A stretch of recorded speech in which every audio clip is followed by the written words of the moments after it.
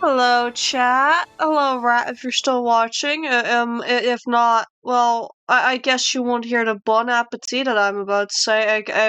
Bon appetit. We're completely without music today, chat. Aurelian will be joining us any second here in the VTube Studio instance. Um, if not, I may have to skedaddle over there. You guys might notice lack of music, and that's because, as the stream title suggests, we'll be finally doing the live reading. As you guys may hear, I'm still a little bit sick. I went to my event this weekend, and I got a throat infection, and that cleared up in 2 days. I still don't know how, but hey, we're yapping. But I also, due to that, forgot to do some things, which includes the starting soon for this and the little icon of the character. So you guys will just have to trust. Like, it'll be there next stream probably, but you guys will just have to trust. Trust. In the meantime, I'm seeing if Aurelium knows how to. Let me actually undeafen. Hello, Aurelium. Are you good? Does that seem? Did I see something there? Or am I tripping? I saw something pop up on the side of my screen, I swear. But Aurelium, can you speak for? Oh, he's right behind me, isn't he? Your model being blurry. Oh, your model being blurry because of like the texture atlas messing up really helps with that. He's right behind me, isn't he? Type of shenanigans. Like, Jesus Christ, you really are just there.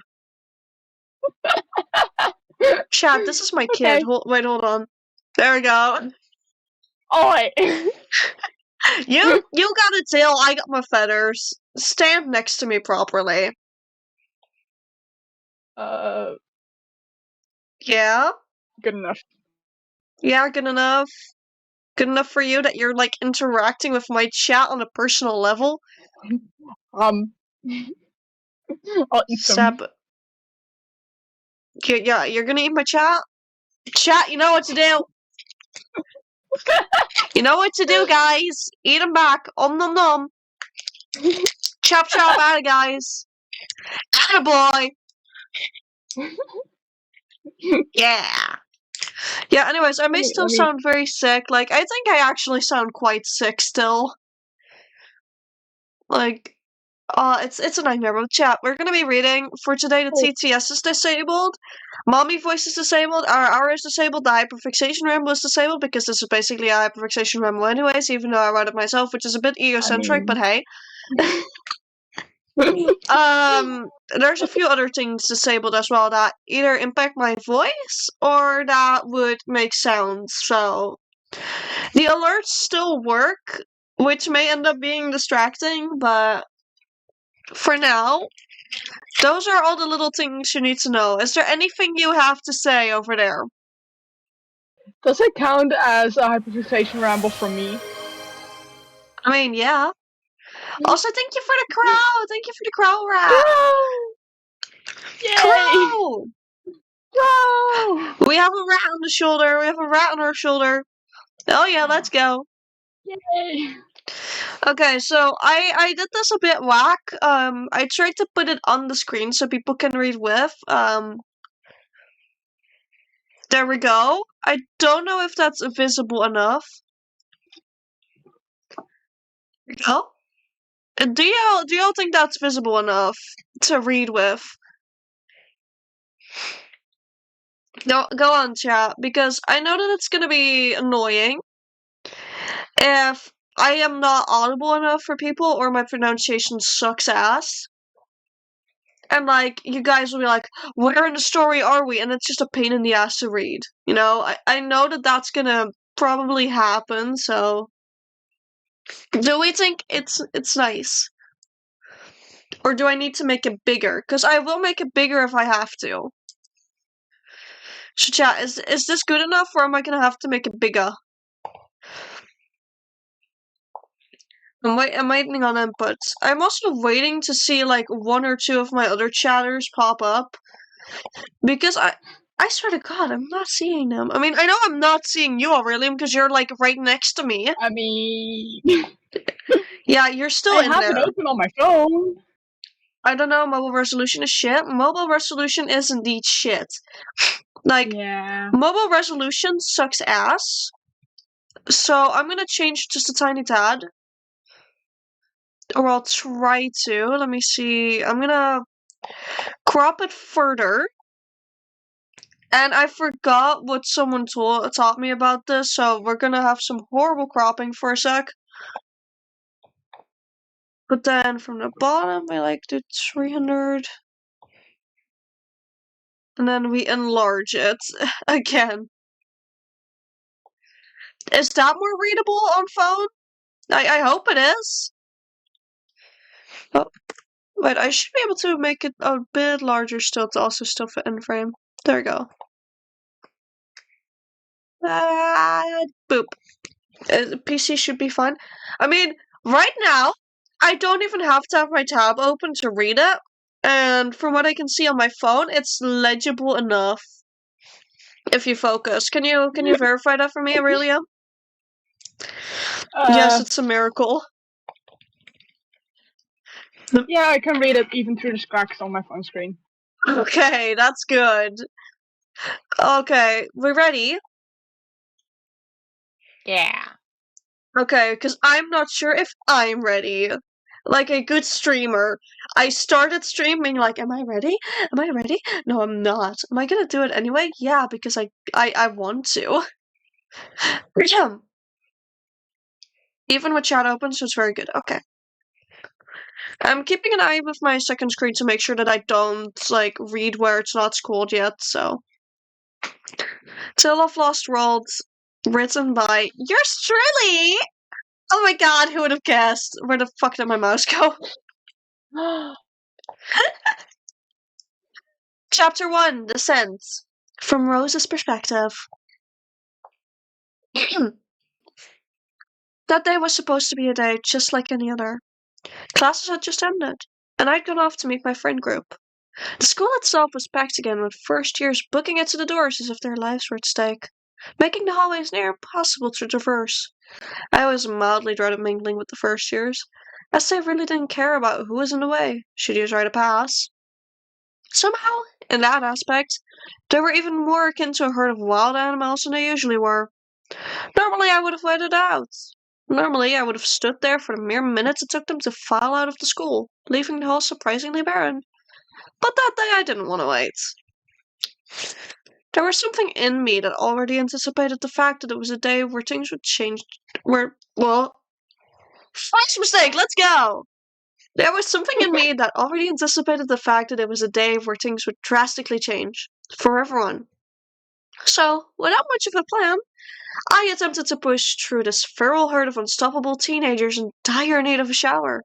And to my absolute surprise, I made it through it without much issue. Only a couple of potential bruises on the arms, but that was a low price to pay for an otherwise safe passage through the halls.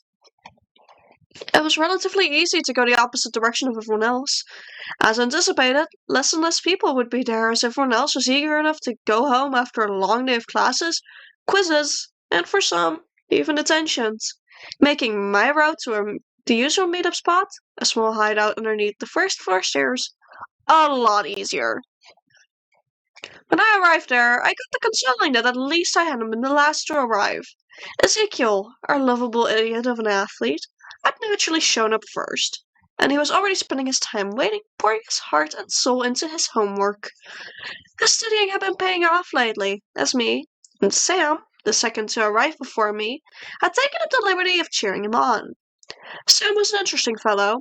She would usually alternate on a daily basis between looking like a hot topic employee and a textbook nerd, though he would always manage to make it look good even when he combined the styles.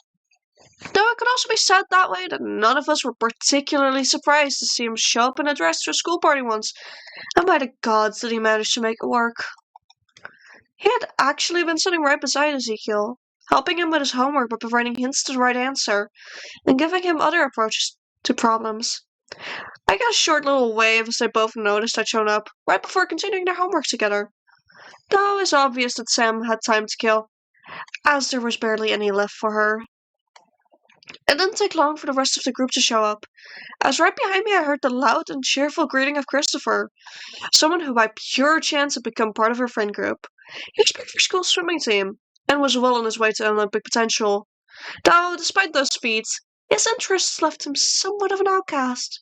And it didn't take long for Ezekiel to find him and drag him along as if Chris was nothing more than a stray puppy. That comparison wasn't too far off, actually, as he had the energy of one if he felt comfortable enough. He was even capable of doing puppy dog eyes, and would often do so to the rather weak of heart to get extra snacks. Making a turn to look at him, I noticed that he had already collected the other two members of the group, who would otherwise be showing up last. First there was Yellow, someone who had become quite well known for always being found near the chess tables in his spare time. He was quite good he was quite good at chess, not extraordinarily so, but if he actually played against you in a serious manner, he was a bit of a force to be reckoned with. Alongside him was Fiara, the girl he usually played chess with. Now, Fiara was a whole case of a person, and had on numerous occasions made me question if I maybe did like girls. The answer to that was yes, by the way. I figured it out thanks to her, actually. Both of them had been close since the first year, though, and even Yella's little brother, Daniel, had adopted her as a big sister. With everyone having shown up at this point, Ezekiel put away the last remaining bits of his homework, much to the dismay of Sam, who had been hoping to help him finish everything before we were fully gathered. It didn't take long for Christopher to ask the obvious question. Or, well, obvious to us. Aurelia, it's your time to shine! So, what are we doing tonight? Are we still in for ghost hunting, or exploration, or whatever it was? This place was already filled with... Okay. All yours. This place was already filled with excitement at the thought of doing something that was considered out of the ordinary and weird, which only spurred the rest to become more excited too.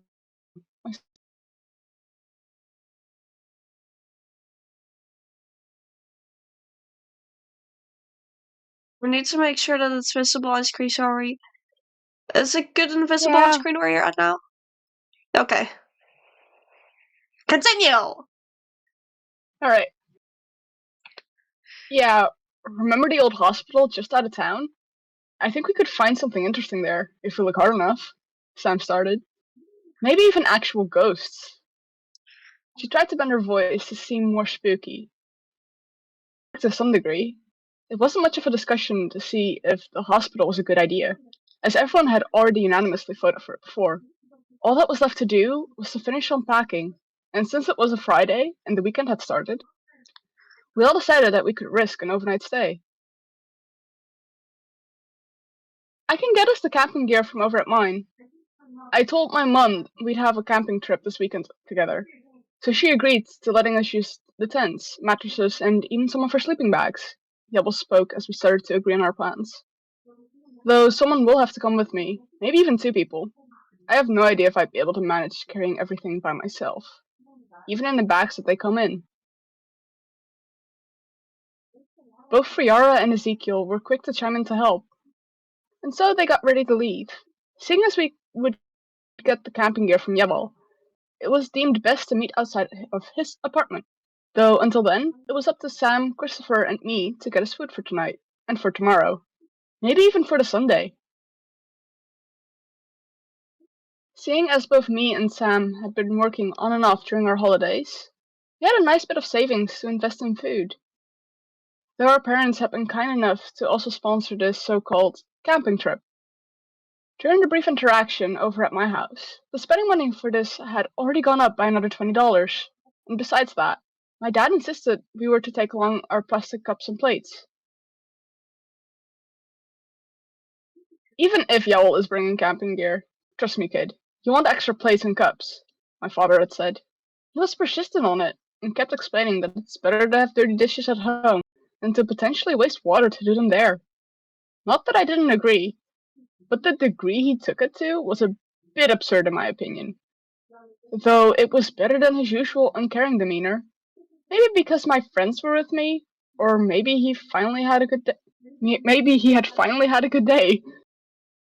Usually, he'd not even really notice me entering or leaving the house, unless it was inconvenient to him. I was lucky that today wasn't one of those days, and he seemed to be calm about us being unavailable for the weekend. Though, regardless of that, I had planned to silence his calls and texts specifically. It would be an issue to deal with when I came home.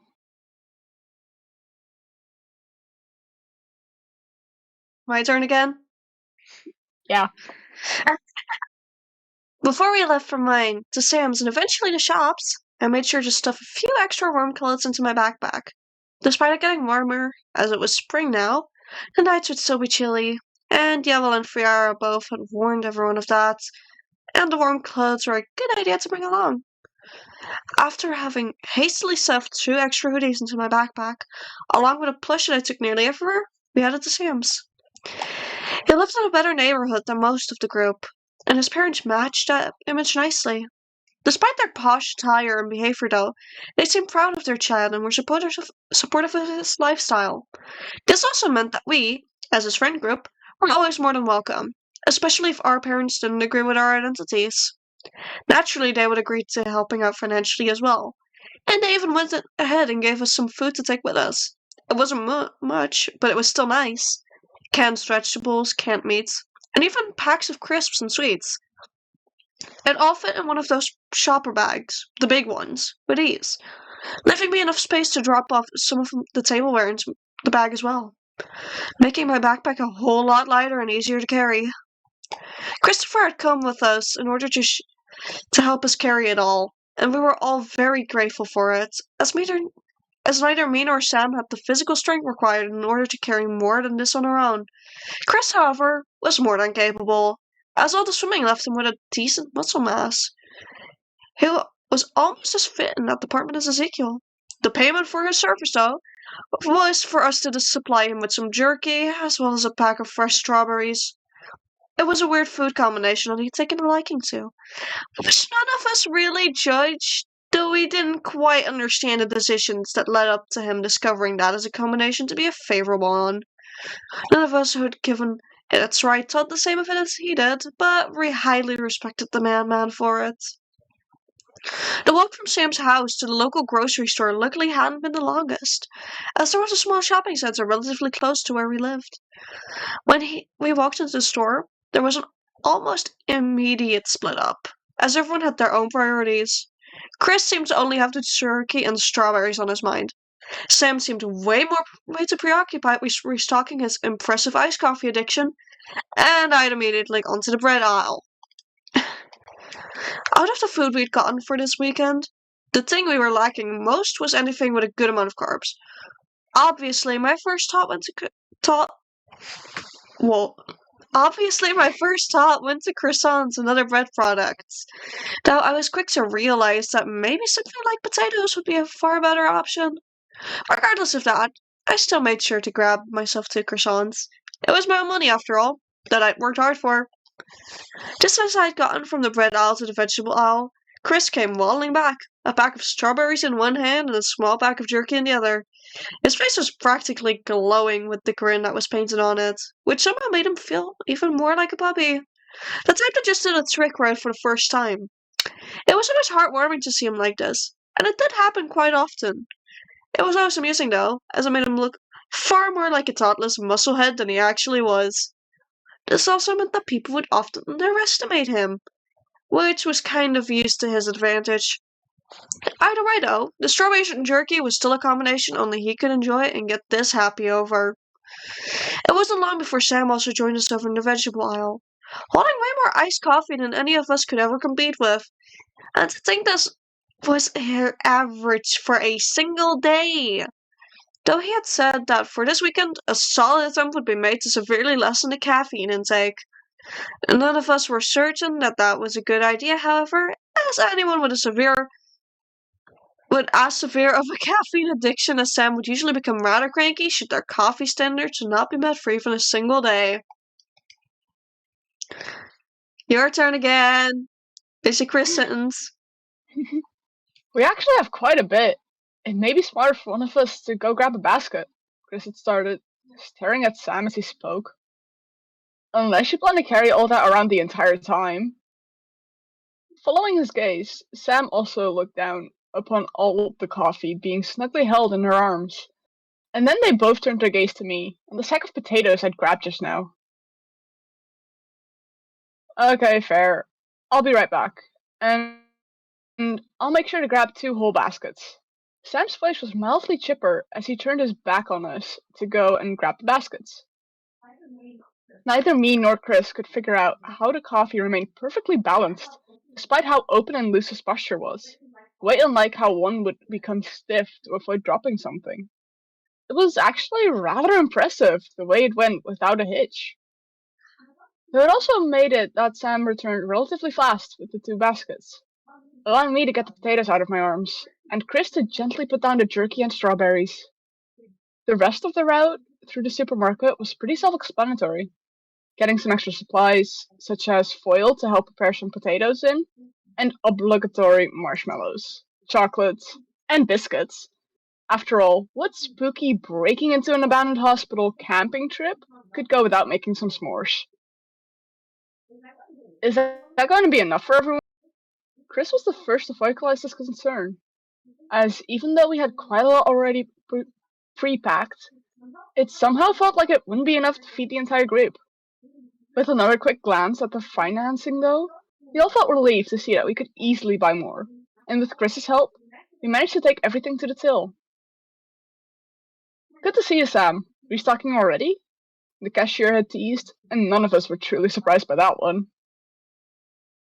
Naturally.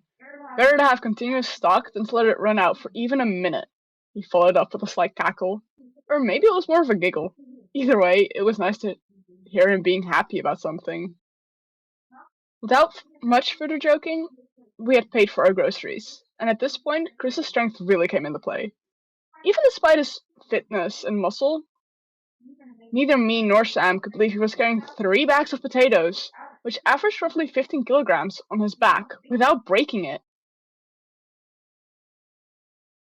Sadly, My turn again? Yeah.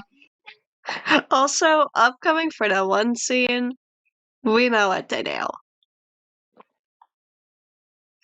Since we had everything finally, it was time to meet up with everyone else again and to trek out to the abandoned hospital. The excitement I felt must have been contagious, because I could have sworn both Chris and Sam seemed livelier than before.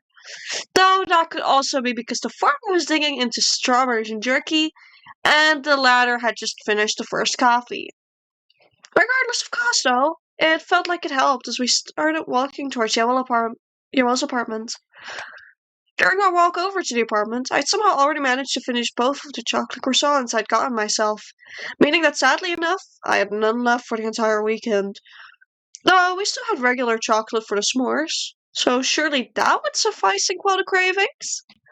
At least that is what I had been praying for with every step closer we got.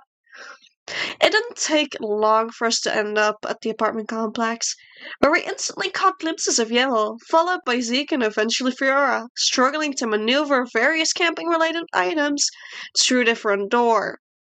Even with the 3 of them combined, the odd shapes of the bags helped with causing problems.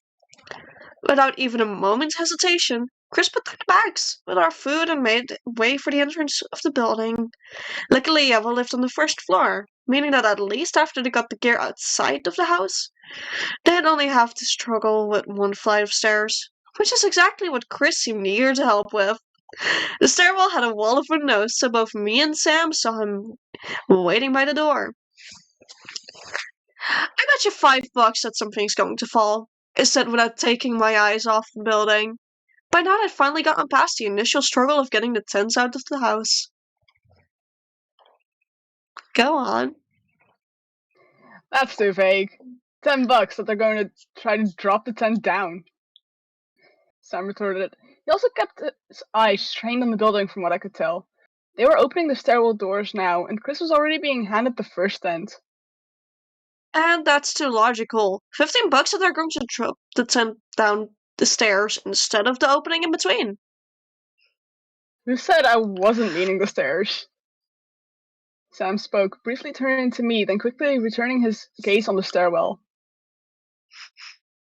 Yep, there it went, down the middle of the stairwell. Chris had made the first son take a swan dive off of the railing. And of course, this was swiftly followed by an irritated Ezekiel. All of us knew that the tents could handle this. After all, Hill's family also did this all the time. However, it was still loud.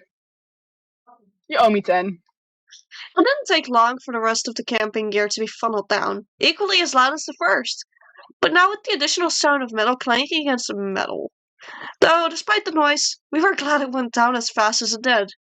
Sure, school had ended early today and we'd been swift with shopping, but the hospital was still quite a walk away, especially with the heavy camping gear to take with us. Luckily for us, this hadn't exactly been the first time we'd chosen to go camping in places where we shouldn't be going, so it wasn't as catastrophic. Still though, arriving before dark would make it a million times easier. Abandoned places had a tendency to be heavily protected like that. It didn't take too long for everyone to be ready to make the hike, and with Christopher and Yellow working together carrying the tents, alongside Ezekiel carrying the sleeping bags, now neatly stored in a bag for easier transportation, it looked to be an easy trip for once. We stayed uncannily quiet throughout the hour of walking it took for us to get there. Well, close to there. None of us felt like dealing with the police, so we all kept our mouths shut. Until Sam spoke up, that was. I think it's smarter for Christopher, Ezekiel, and Yewell to go in first and get our stuff in. They've got the harder job, and it'd suck if they got caught when we're already in. It didn't even take a nod or words for them to agree, and we stood by the lamppost right outside of the forested area where the hospital was, watching the trio wander in. The light barely crawled through the trees to show the two heads of black hair and one of a night platinum blonde, before they disappeared into the trees. How long do you want to wait for until we join them? Friara's voice broke the silence. Her piercing blue eyes locked onto Sam, which wasn't as much of a threat as it ever seemed to be. Probably about 15 minutes. Gives them enough time to get through the fence and should create enough distance between us, still, for some level of safety. Safety from what exactly? We both know that they killed every animal in that fenced-off area, even if it was harmless. From police patrols around the perimeter. They probably won't be taking their job seriously anyway, but we want to be safe and not get everyone in trouble at the same time. There was just a nod in response, enough to relay that we understood. This would have been the first close call that we could have. Well, I think that's a baton pass. This wouldn't have been the first close call that we could have if we would end up getting caught. Having us split up would at least ensure we didn't all end up caught at the same time. The wait felt like an eternity, but simultaneously, like just a single breath, with me taking the lead in, followed by both of them. The grass only slightly rustled with our footsteps, and the noise of birds outside the fence helped cover the sounds of footsteps in mud and the occasional twig breaking. Several plants were in our way, leaving slight cuts on occasion, nothing too major, especially since we had bandages with. You never know if you needed them or not, so we always had some with us when going out. The fence that we stumbled upon, the one our friends had already passed, looked uncharacteristically underkept. Usually with abandoned places, the fence would be well maintained, with lights along the top. But this fence was merely chain link, with some of it already rusting, and some parts broken off. Whilst convenient for us, none of us could help shake the feeling that something was off. Regardless, we got this far, and the others were already in. I am noticing a typing mistake there. Oh god, the fucking typing mistakes from the earliest. From before I proofread this. Yeah, no, it shows what you proofread. Where is it? It's, regardless we got this far and the others we are already in, is what it currently says. It's supposed to say Basically, where. Yeah, I'll fix that post stream.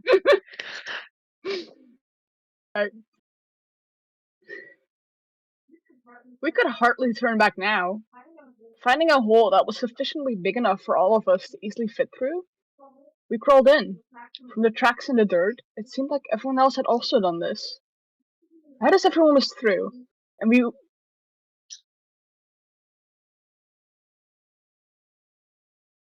Yeah, I think some okay. words got switched. Word could still work in this one. Right as everyone was through and were ready to continue walking to catch up with the 10-parent trio, we heard the rattling of the fence behind us. Sir, I can explain. I had already started, but stopped when I turned around and saw Daniel, still on his hands and knees, crawling through the fence, sheepishly smiling at us. I guess I need to explain myself now. His voice was squeaky and uneasy. Yavel had often stressed that he shouldn't be joining us as he was still far too young to join with these illegal expeditions of ours. And we all knew Yavel would be losing his mind upon seeing his younger brother here. But we couldn't exactly send him back either. Right as we wanted to speak, we heard more rustling. Now from the other side of the fence, and what all of us assumed to be policemen. Hide! Hide! I hissed as quietly as possible at everyone, whilst dragging Daniel through the fence.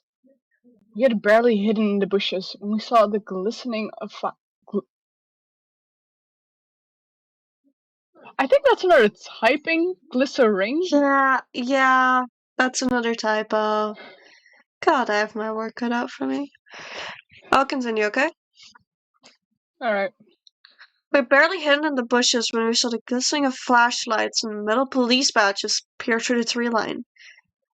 And the noise came from here, didn't it? Always this darn hole. Send in pest control. Probably another wild animal. This is the 8th call this week, one of the officers went, his voice deep and raspy, almost as if he had just woken up. Sure, shouldn't we check more, just to be sure, of course? Jared chimed in, sounding way younger and far more stern in his own right. If they checked anything at all, we would be done for.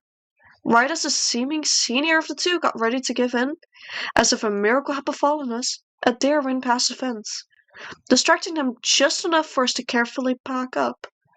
The bushes sufficed in the darkness. However, if they shone a light on us, those bushes would have given us away in seconds.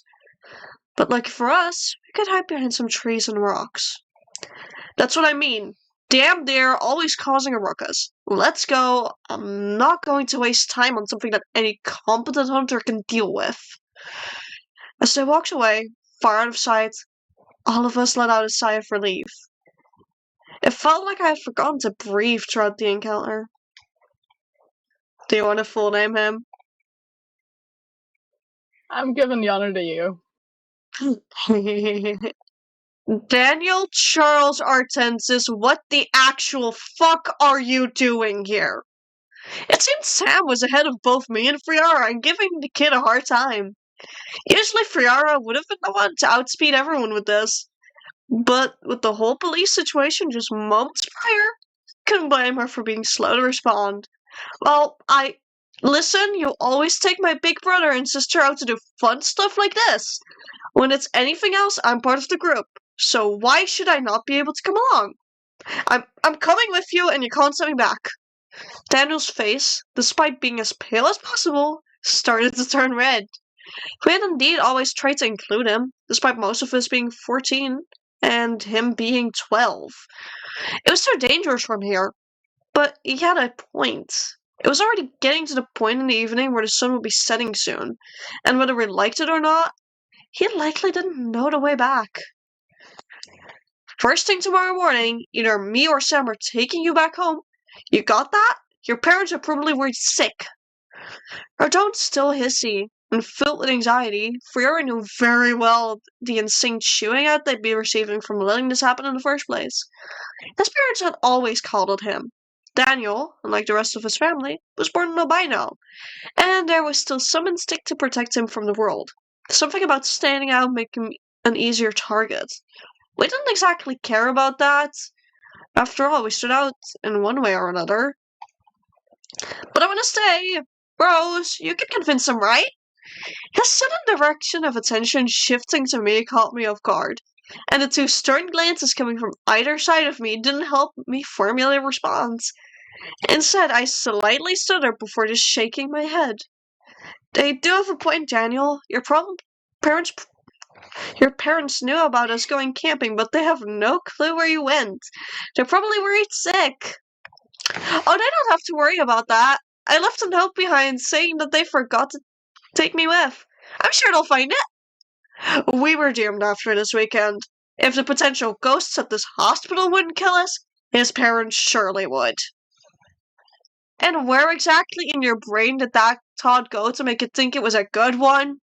Both Sam and Friera had gone to the conclusion as well, but it was Friera who spoke up first out of the three of us. We could all tell it was taking her every inch of self-control to not start yelling. After all, none of us wanted those officers to come back. That little corner where the DVD logo goes. Anyway, none of you are changing my mind. Where are we going exactly? This way, right? Picking a direction seemingly at random, Daniel had started slowly walking off. It was clearly meant to distract us, but we did also have to move. So it's not like him distracting us was the worst thing right now. We all agreed with some reluctant variant of fine before making sure we actually did go the right way. It didn't take long, maybe a 5-minute walk at max from where we'd been, before the trees made way for the abandoned hospital. The windows were cracked and shattered. The boards that were meant to cover the doors clearly had been ripped off, and overall the place seemed in proper disarray. The ivy growing on the sides of the building also showed the fact that no one had been taking care of this place. Hey, what took you so long? Chris started before being interrupted by Yellow, who was all too furious to see his little brother among us. Daniel Charles Artenzis. His voice was stern, but not raised, but cold as ice. His full name, now dropped twice in one night, was dropped on him almost like a boulder. Okay, so I already had Friara tell me I shouldn't be here, but you guys exclude me and everything, and I already left a note, and Daniel started rambling on, but cut himself off as he noticed the glare coming from Yellow. Despite his attempts to convince any of us that should stay, all he did was cement his faith further. You could tell by his face that he was disappointed, but knew that he'd only spent the first night with us. Though that disappointment soon shifted to excitement, because at least he had one night to prove himself. The silence that followed was eerily deafening. No animals were allowed in the perimeter for whatever reason, so there were no natural sounds beside the wind sweeping through the trees. It set the tone perfectly for us, however. Baton pass. Is it time to go in then? I reckon we want to do at least some exploring before the sun goes down. It's already getting close to dusk. As he spoke, Chris firmly grabbed one of the tent bags, trying to urge us in. We collectively, although awfully out of sync, gave nods of approval and got ready to go in. Ezekiel opened the door for us, which sounded creaky, and you could swear the hinges would break off if you treated it ever so slightly too harshly. Luckily it didn't, and we got inside without a door falling over as a cost. The hospital itself was quite interesting in layout. It had a reception room, which was where we were now. It would lead into one of 4 wings, the first one being the south wing. As you follow it, you'd find yourself in a rather large central room, which connected to the east, north, and west wings, along with elevators up, as well as stairwells. They were all close to the central room, meaning that getting to and from the second floor, as well as going into and out of any wing, would be easiest from here. How about we set up camp in this big hub room then? Ezekiel asked, looking at mostly Sam and Friara. I doubt the police will come in here, but in the case that they do, it'll be smarter to be on the second floor. That way, they won't immediately spot us. Her tone was calm as Friara made the suggestion. I think she's had this idea on her mind the entire time. It's a close call we had earlier. Good thinking. And with the stairs this close, it makes it easy to get our stuff up. And down. Compliments like that from Sam were honestly rare. You could see a glimmer of pride on Fiara's face due to it. So, with tense clanking against each other, we went up the stairs. It didn't take us too long to carefully move what had been in this room, except for the built-in plant pots. Those we couldn't move, but they served as a nice backdrop. We positioned our tents in a small circle facing the south wing, and, against better judgment, made a small campfire circle out of debris we found whilst clearing the area. We wouldn't, for now at least. You could already see the sky turning to orange as nighttime was approaching. But at least we had set up our stuff, and we were officially ready to do it. It didn't take too long for us to form a few groups. We were with 7, and there were 4 wings. We agreed that whilst me and Fiara would go to the west wing, Sam and Ezekiel would go to the east wing. Christopher, Yevil, and Daniel would stay at the camp until we got back. Then we'd sort of switch who got to go where. We also agreed that if there was something interesting in any of the wings, we'd let each other know, and we'd check it out in 2 big groups. We didn't like the thought of either someone being on their own or being on its own. Mostly due to a close call with some homeless people not too long ago. Then again, we were kind of also scaring those people, so it's a grey area. Nonetheless, though, we set off on our respective ghost hunts, armed with a flashlight. We didn't know what the wing we went into was used for before heading in, as all the signs had been either taken down or somehow damaged to the point of illegibility. We'd only be able to guess according to the rooms we found, and most of the first ones we'd gone into had been regular hospital rooms. What surprised us, however, was the fact that some of the rooms seemed almost hurriedly evacuated, with plates still being in the rooms, personal belongings left behind, IVs that had been removed in such a way that whatever liquid was in it had dripped out and formed a pool on its base, which we found to now be rotting wood. Why would they leave everything behind like this? Friara whispered. I couldn't tell if she whispered it to herself in confusion, or if she was actually asking me.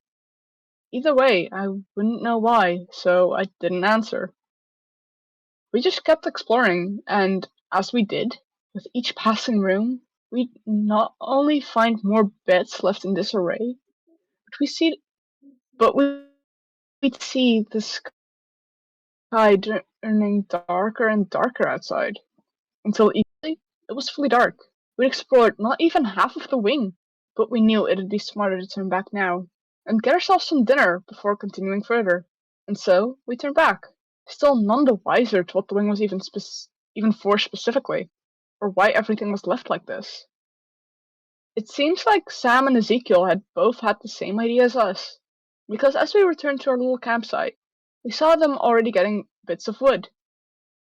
They were grabbing it from broken chairs, signs, and whatever else they could find. Meanwhile, we saw Yevil searching his backpack for matches, with Daniel holding a flashlight so he could see. I'll go get the food cans, I just mumbled. Something kept creeping in my mind. The state of the hospital's rooms somehow had gotten to me, and whilst being with my friends made me feel more at ease, something kept telling me that it wasn't safe. Though I had also been scared of hospitals, so I chalked my fears and worries up to that. Friara just nodded in response. She also seemed puzzled and somewhat put off by the state of this place, and you could tell she was vaguely on guard.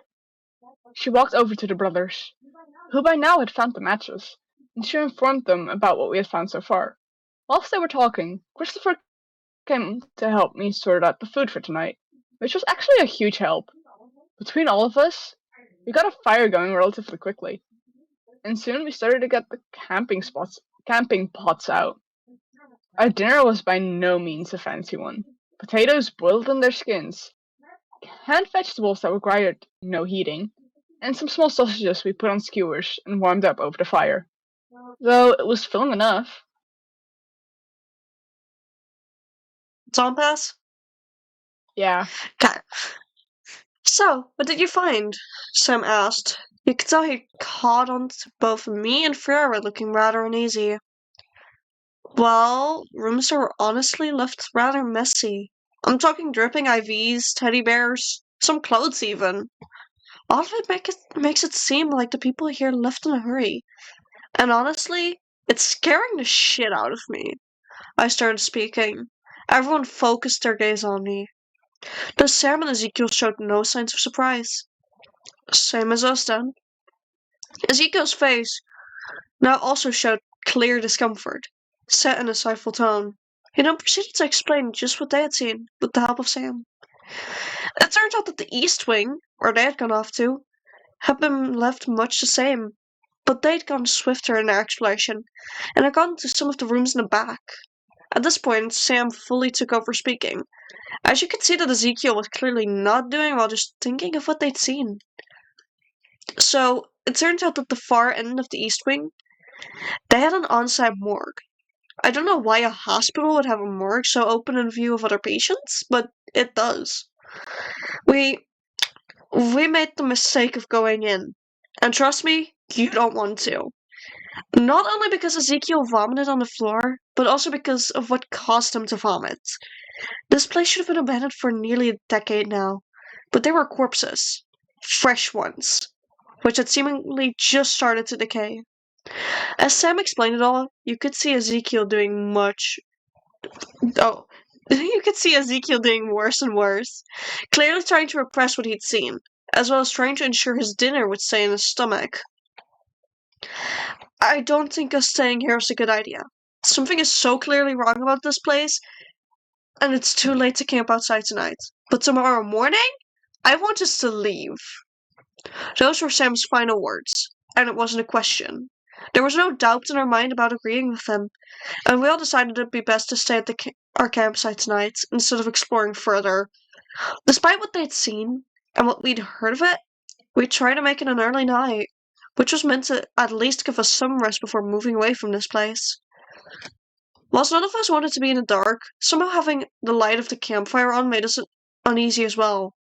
So we agreed to get everything ready to head into tents, of which we had 4. Originally, the idea had been for me and Friar to share a tent, for Chris and Ezekiel to share a tent, and for Yoa and Sam to have their own. But now, with Daniel being here and there not being enough for 3 people in one tent, we switched up the division a bit. Me and Friar would still share a tent, but Yoa would be with his little brother, and now Sam was the only one with a personal tent. We also decided that we'd sleep in our clothes, just in case. And so we worked together to put out the fire. After we moved our stuff into our tents and crawled into bed, well, sleeping bags rather than tents, but still. The silence was uneasy, especially after what we'd seen and heard. I just closed my eyes and prayed I could fall asleep soon, drift off into happy dreams to drown out the growing fear that was creeping into my mind. Luckily for me, it didn't take too long to drift off. Though I swear I hadn't been asleep for long when I was awoken by screaming. Adrenaline kicked me awake as the sound quickly muffled. I both needed to see what was happening, to help my friends, but everything in me was yelling at me to hide, to stay put. I couldn't move a muscle to get up. My heart was racing, and at some point I got myself to look around, searching for anything to maybe use as a weapon. I noticed I was alone in my tent. Friar was gone and the screaming had fully subsided, though despite that I felt more on edge than before. I eventually got the courage to grab my flashlight and carefully gazed outside my tent without opening it further. There before me, I saw all the other tents open. Most of my friends either in the process of being knocked out by this weird gas which was swirling around our campsite, or already being fully knocked out. I tried to hold my breath. I really did, but I noticed it too late. Even with the light on, I could tell my vision was getting blurry at an alarming rate. I didn't even notice or process that the flashlight had fallen out of my hand, and that my other hand had now failed to support me. All I saw was someone in a white coat stepping onto the scene, with a gas mask on. Whoever this was got more people with the same attire to grab Sam, Ezekiel, Daniel, and Friara. Those four were already fully out. And restrained Yellow, Christopher, and finally, before it all went black, me. And that concludes chapter 1, chat! What do we think? Holy shit, why did we go faster than my test reading? What the actual shit? I guess a combination of two people and adrenaline. Yeah! What the fuck do you mean, adrenaline? I'm putting us back to just chatting. So, what do we think, chat? What do we think of chapter 1? My chat's been awfully silent. I'm willing to bet that at least one of them has like fallen asleep or something. Because chat has never been this fucking quiet. Chat, was this like a bedtime story for you all? Because if so, it's about to get worse. Oh, it's gonna get so much worse. Yeah. They're not ready. I mean, actually, I could quickly put up a poll. Da, da, da, da.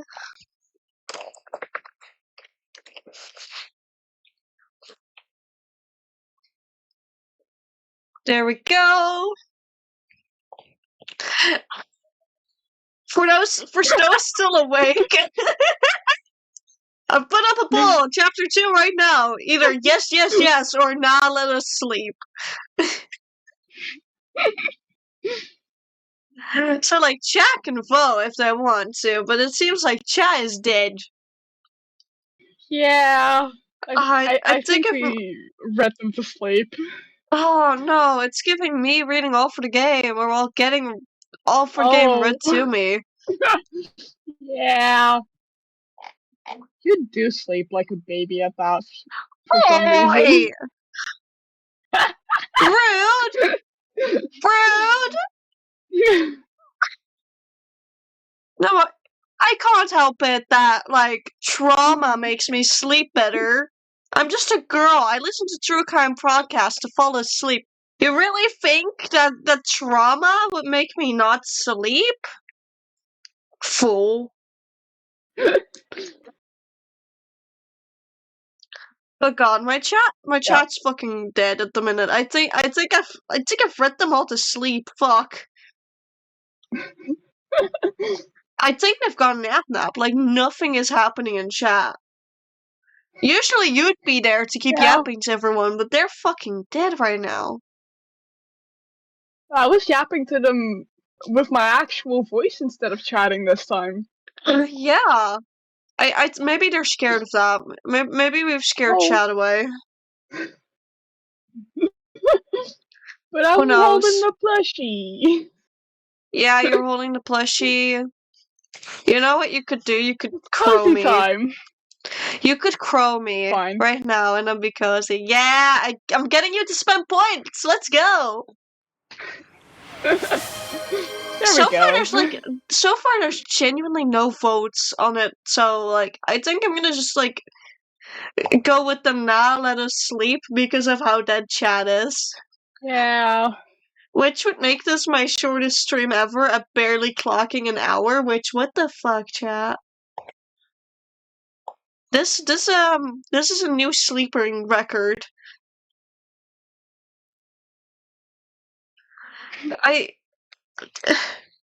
This is insane. This is wild.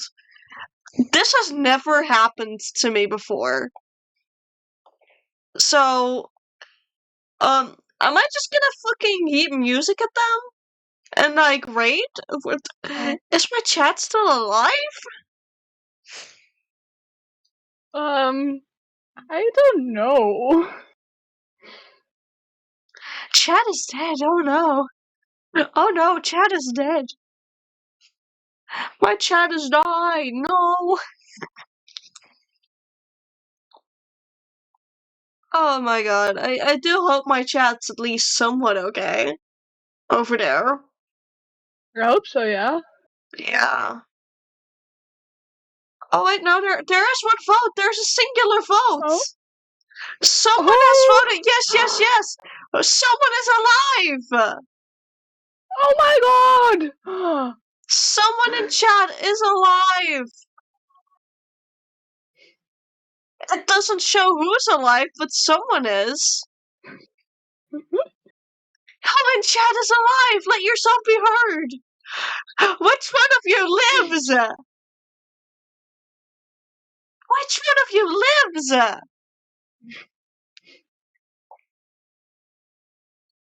Oh my god. I think they want to stay anonymous. I think so, which could only mean one person, given who is in my chat right now. Also, I'm gonna just, for the sake of, like, where the fuck's browser? Yeah, sure. That works. Sorry, chat. We're scuffing again. Seriously? Wants me to show my password on fucking stream? Holy shit. Yes, hold up. Your password is prone to enemies. Shut the fuck up about my password. I just wanna... Hold on, chat. I'm putting us, like, wait, no, I can't even put us on BRB without fucking messing this up. Great, thank you. Thank you, Twitch. Can't make midstream adjustments to save my fucking life, can't I? Gosh, how rude. Oh. Yeah. Anyways, there's one person Yeah. really wanting it, so I may just, stream information. Fuck, how am I gonna change the stream channel? Because it's like chapter 1 right now. Wait, I have a dumb idea. What if I, quote unquote, end this stream, quickly change the title, and go live again? But, like, wait the half hour for your point specifically? Chat, are we fine with that? Oh no, because then I can milk it all the way. Okay, you are? Yeah, because you like your extra points. Uh-huh.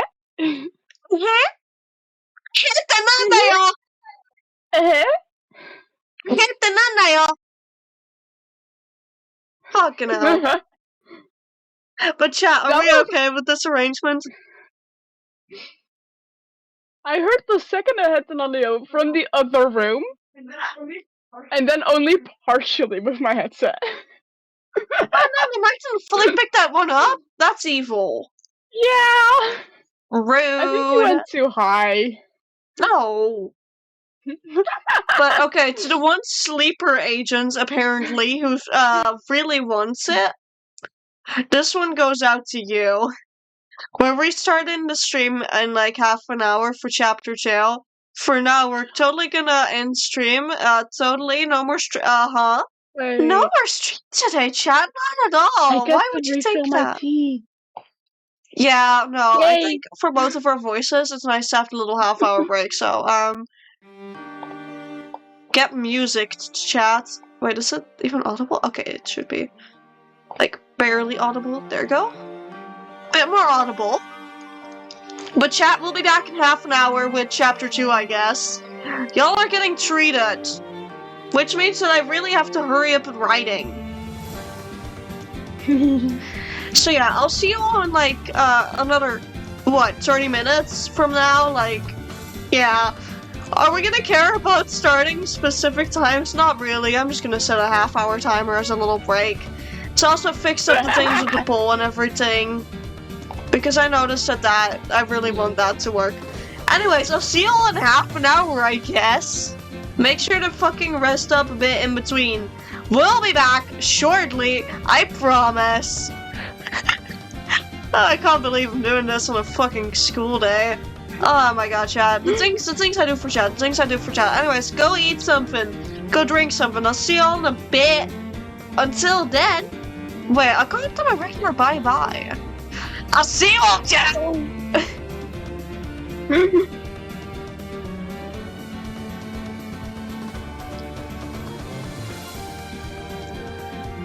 And again, chat, I'll see you all in about 30 minutes!